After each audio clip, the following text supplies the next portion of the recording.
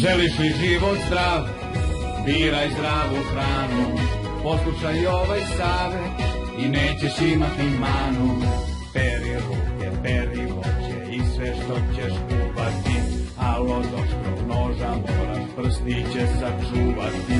Kuvaj, peci, retko prži, bez masti je život duži, jedi voće, zeleniša i salata šarenu. Želiš li život zdrav, biraj zdravu hranu, poslušaj ovaj savet i nećeš imati manu.